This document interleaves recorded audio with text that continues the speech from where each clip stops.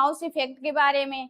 आजकल हमारे अर्थ का टेम्परेचर लगातार कंटिन्यू कुछ ना कुछ बढ़ता ही चला जा रहा है। 19वीं शताब्दी से अभी तक हमारे टेम्परेचर में 1 से लगभग 2 डिग्री सेंटीग्रेड की बढ़ोतरी हुई है। क्योंकि हमारे घर में जो बूढ़े बुजुर्ग हैं वो हमें बताते हैं कि पहले हमारे टाइम में इतनी गर्मी नहीं होती थी। बताते हैं ना कि हमारे टाइम में पहले इतनी गर्मी होती ही नहीं थी। तो उसका मेन रीजन है ग्रीन हाउस इफेक्ट। ये ये है क्या? ये ग्रीन हाउस इफेक्ट क्या है? हमारे जो सूर्य की किरणें आती हैं वो दिन में हमारे पृथ्वी में आ जाती हैं, लेकिन रात में वही किरणें हमारी पृथ्वी वापस अपने सौर मंडल में भेज देती है, जिससे हमारी पृथ्वी का टेम्परेचर बिल्कुल बराबर रहता है। एटमॉस्फेयर, हमारे एटमॉस्फेयर में कुछ परतें पाई जाती है। एक्सोस्फेयर, पृथ्वी की सबसे बाहरी परत को कहते हैं एक्सोस्फेयर। फिर आती है थर्मोस्फियर, इसे कहते हैं आयन मंडल या ताप मंडल। ये हमारी आती है बहिष्मंडल के बाद की ये परत है। फिर आती है मीसोफियर, मध्य मंडल, स्ट्रेटोफियर, समताप मंडल, ट्रेपोस्फियर, क्षोभ मंडल। हमारे जितने भी मौसम से रिलेटेड जो भी क्रियाएं होती हैं वो हमारी ट्रेपोस्फियर में होती हैं। उसके बाद स्ट्रेटोस्फियर, इसमें हमारी पाई जाती इसमें हमारी समताप मंडल में पराबैंगनी किरणों को शोषित करने वाली एक परत पाई जाती है। मीसोस्फियर, इसमें जितने भी उल्कापिंड आते हैं यहीं पर जलकर वो राख हो जाते हैं। थर्मोस्फियर, इसमें रेडियो तरंगे परावर्तित होकर पृथ्वी में वापस आ जाती हैं और यहाँ का टेम्परेचर सबसे अधिक होता है। फिर आती है एक्सोस्फियर, इसमें हमारी सबसे हल्की गैसें हाइड्रोजन और हीलियम पाई जाती हैं। अब देखते हैं हमारी ग्रीन हाउस इफेक्ट को सबसे ज्यादा बढ़ाने के लिए सबसे ज्यादा मेन गैसें कौन सी है? पहले आती है कार्बन डाइऑक्साइड।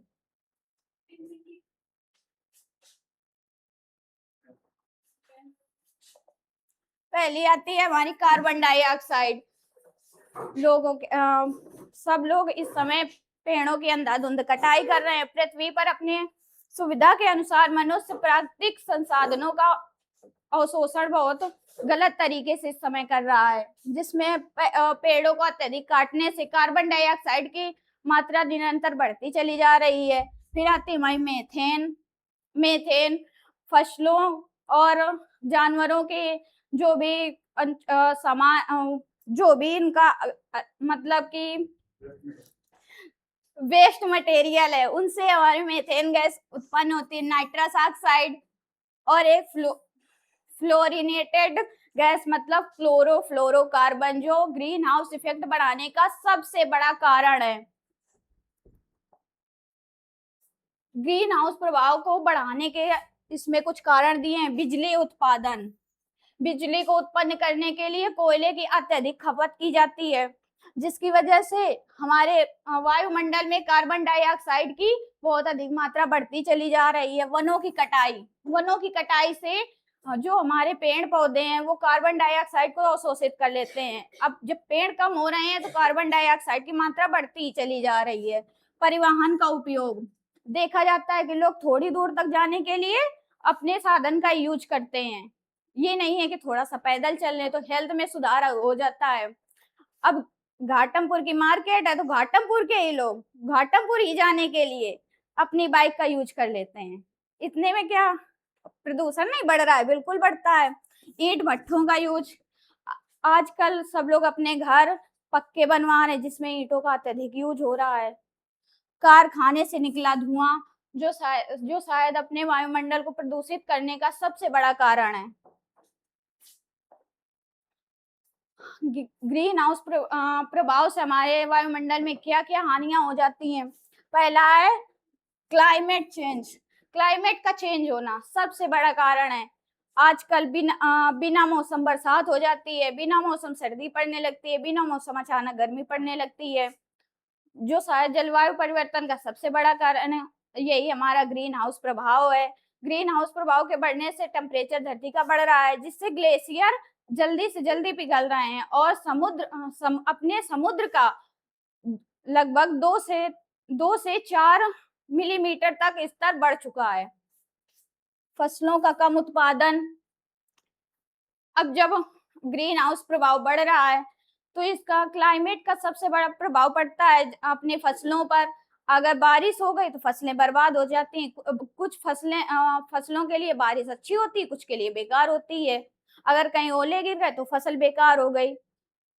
जानवरों के आवासों को नुकसान। अब मनुष्य वनों की अंधाधुंध कटाई कर रहे हैं, जिससे हमारे जो जंगली जानवर हैं उनके रहने के लिए आवास कम हो रहा है, जिससे वे शहर की तरफ भागते हैं।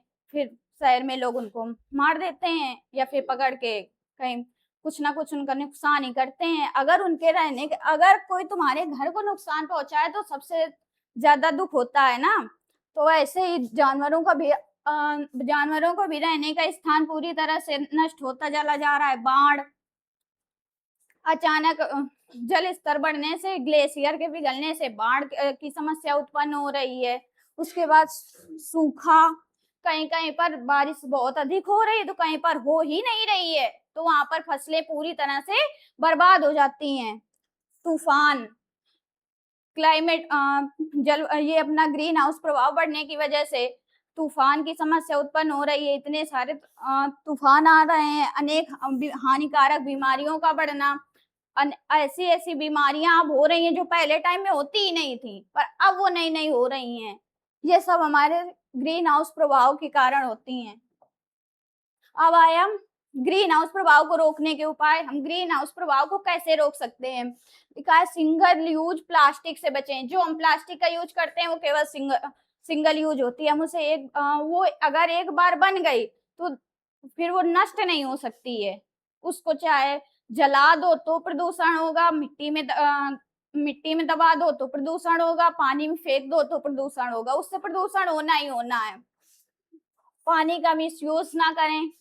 अपने वाटर को जितना कम से कम हो सके उतना अच्छे से यूज करें, मिस यूज तो बिल्कुल ना करें। लोग हो सकता है एक बाल्टी से नहाने की वजह 4-4 बाल्टी से नहा रहे हैं। जानवरों को नहलाना है तो सीधे लगा दी मोटर और पानी बह रहा है, किसी को कोई चिंता नहीं है।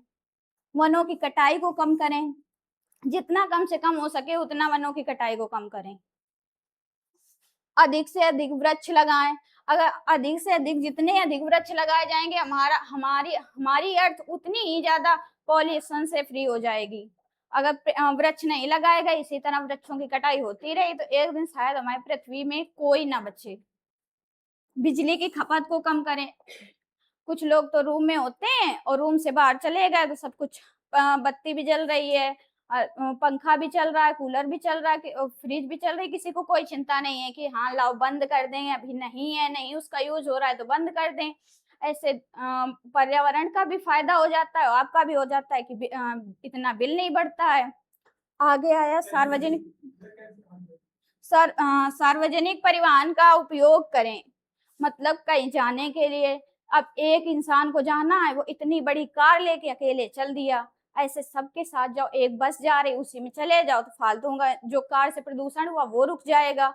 जितना हो सके उतना सार्वजनिक वाहन का यूज करें। निजी वाहनों का यूज थोड़ा सा कम करें। जब लगे कि हाँ कहीं जाने में ज्यादा परेशानी हो रही तो अपने निजी वाहन का यूज कर सकते हैं। कागज की बर्बादी को रोकें। जितना हो सके उतना कम से कम कागज को बर्बाद करें। कहीं कुछ लोग तो फालतू में कॉपी के कागज फाड़ के फेंक देते हैं, उनको कोई यूज नहीं है। हानिकारक रसायनों का प्रयोग ना करें। हमारे खेतों में आजकल रासायनिक उर्वरकों का बहुत यूज हो रहा है, जिससे हमारा शरीर किसी न किसी माध्यम से हमारे शरीर में भी जा रहा है रासायनिक उर्वरक, जिससे हमारे शरीर की प्रतिरोधक क्षमता कम हो रही है और हमारे अनेक बीमारियां होने का खतरा बढ़ता चला जा रहा है। कोई इंसान होता है जो शायद एक ही बीमारी से निकल कर आ जाए और कोई ऐसा इंसान भी हो जाता है, हो सकता है छोटी से छोटी बीमारी से वो गंभीर रूप से ग्रस्त हो जाए।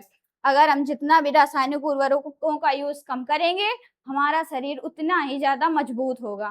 Thank you for your time.